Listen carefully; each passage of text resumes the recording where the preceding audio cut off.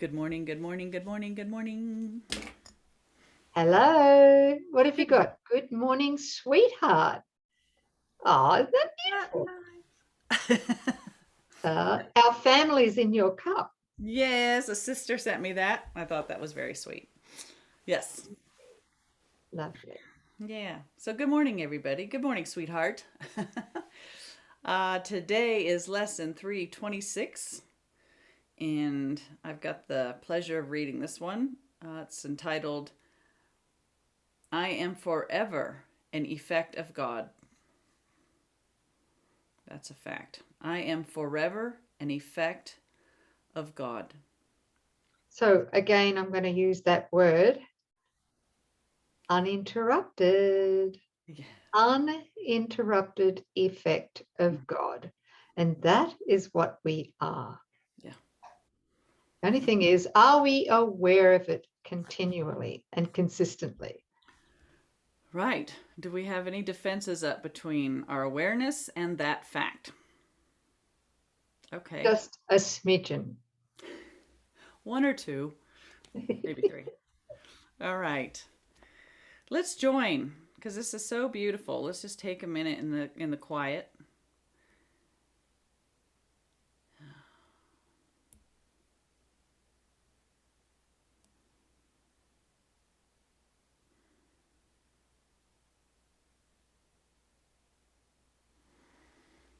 Father, I was created in your mind, a holy thought that never left its home. I am forever your effect, and you forever and forever are my cause. As you created me, I have remained. Where you established me, I still abide. And all your attributes abide in me, because it is your will to have a son so like his cause that cause and its effect are indistinguishable. Let me know that I am an effect of you, and so I have the power to create like you. And as it is in heaven, so on earth. Your plan I follow here, and at the end I know that you will gather your effects into the tranquil heaven of your love, where earth will disappear and separate things unite in glory as the Son of God.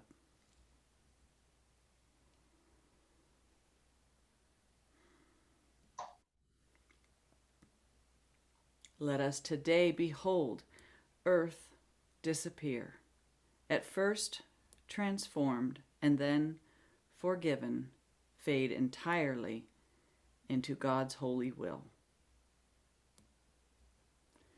I am forever an effect of God.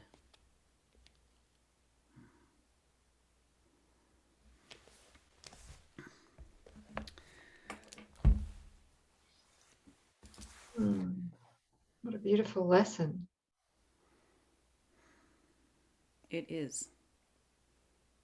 It is. And I love that the cause and effect, that God's will to have a son so like unto himself, that God and Son, or cause and effect, are literally indistinguishable. Mm. And that was Jesus saying, I and the Father are one. But you know, God is first, cause, Son is second, effect, yet one in being. And I love the way that I've heard it been stated or described that man is not God, but God is all there is to man. So God is our substance, God is our life, God is our expression, God is our love, God is all there is to us. And we share his power, his glory, his movement, his intelligence, his wisdom. Do you guys remember the what is creation lesson? And I was sort of awestruck and how power packed it was about the absolute and what it's pointing us to.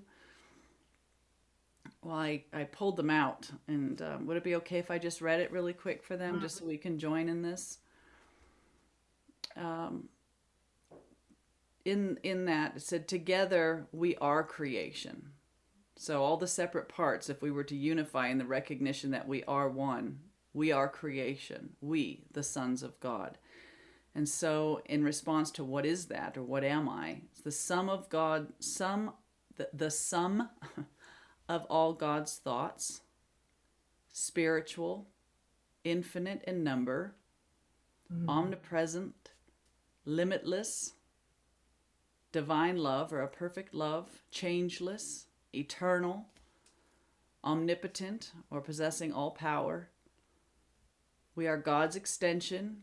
We are co-creator with mind, so we're mind. We are God's will. We are the truth. We are already complete and whole. We are one, safe, perfect, innocent, and certain. Did you mention holographic? I love your description of that too. Yes, sorry, and holographic. And I put a note, every part contains the whole, and the whole contains every part. Oh, I love that. Yeah. There's so much peace when I feel into that. Thank you. Yeah. Yeah. Thank you. And that's non-duality, real non-duality, pure non-duality. Yes. Right. That's it. Because I think that there's a lot of misunderstanding with non-duality teachings. They don't take into consideration God's holographic thinking or creation, right? Yes. Where Jesus says in the text very clearly in a number of times that God actually has many sons, not just one, but many. But the ego cannot comprehend that, and it calls that duality, right? Right. But what you're saying here, sis, is that the nature of the many sons is one, because they share just one mind with a capital M. Yes. And one will. Right. But if you think of God as being complete total wisdom and a perfect love that longs to know itself, to share, to extend, to create, that's the very nature of what God is. It's this creative, loving current or presence or intelligence. And to know itself, right? God created its son, which is in, countless, infinite, individuated expressions. So all of the things that God is, each one of us is a beautiful, unique culmination or design of those qualities, where you and I and him and her, and in truth, we're like a facet of that one, and we're uniquely expressing God. So God is aware of this expression and that expression. I can't imagine an infinite, all-powerful, all-intelligent presence being funneled through or expressed through one individual expression. It would require an infinite number of means or ways to express itself. How can God be limited?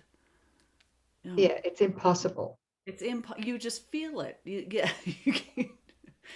And that's from this mind. This is from this side of the veil with a very limited understanding of God. Even it doesn't even make sense from this vantage point that God would try to be or could be limited in any way. That's true. And sis, can we just to clarify here, because it took me a good couple of decades before I was open to understanding this. First thing here is that God created us, yes, but we didn't create him. That's why he's first and we're second. That's it. That's the only difference. That's the only difference. But he gave us everything he has. Yes, that's the holographic nature. So all of God is included in every single one of God's expressions, although we express that uniquely. Yes. And in going back to lesson 326, I'm forever an effect of God, in the first paragraph here in the FIP version, it's line number 6 or sentence number 6. Let me know that I am an effect of God. And so I have the power to create like you, right? Yes. And I've just got a little note here just to remind myself, as an effect of God, I am cause. Right? Yes. I am cause. As an effect of God, I am cause. And he goes on to say, and as it is in heaven, so on earth. My note here is, in heaven, my purpose is co-creation. In heaven, my purpose is to co-create with God. Yeah. But what's that reflection here on earth? And I think this is so important, because we can't create here in the ego dream. There's no creation occurs because we're still in the realm of perception, the split mind. Yeah. But there's always a reflection here in the dream of God. So the question was, what is that reflection of creation here? That's the answer. Yeah, the answer is, it's the real world, or the happy dream. It's where our mind is allowing the light of the Christ in, and we experience a holy instant, and through forgiveness and accepting the atonement, we're having a completely different experience through a forgiven world. And so for a while, everything is healed, harmonious. That's still part of the dream. It's not, that's not the realm of the absolute, but it is what we made through the ego here, transformed by the light of Christ in our awareness here for a little while, until God takes that final step where he collects his son, because he recognizes the mind that's without fear. Beautiful. Yeah. And the means by which we do that, which is a mirror reflection of the miracle impulse to create, right, is to heal. That's the means by which we reach the real world dream. Right. To heal. Yes. Okay. And the most significant component of healing is forgiveness. Yes. That's how we do it. Yeah. Through forgiving what never was, to experiencing something that reflects the realm of the absolute, and then finally onto the absolute, where we're at home, where we awaken that I am at home in God, still as God created me and nothing else. Yeah. So it's beautiful. That's that grace, where we're not flung into the ethers, and we're not, it's there's a beautiful transformative process in the healing and the awakening. And for a while, it's that happy dream. Isn't that sweet? I'm so grateful for that. That's why there's no sacrifice, no sense of sacrifice in awakening. We give up nothing in return for everything. Yep. That's when we realize that we actually have everything and always did.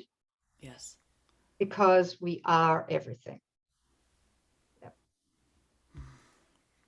Thank you. Okay, I hope that was helpful to anybody that still was on the fence or wobbly around that. And if there's any questions or still some confusion, please put it down in the notes and we will get to you, I promise. Thanks for joining. Thanks, sis. Yeah, is there anything we wanted to add to this to bolster it, or we're good? Well, I think we're good. Okay. Yeah. All right. Thanks, everybody. We'll see you next time. You. Bye. Bye.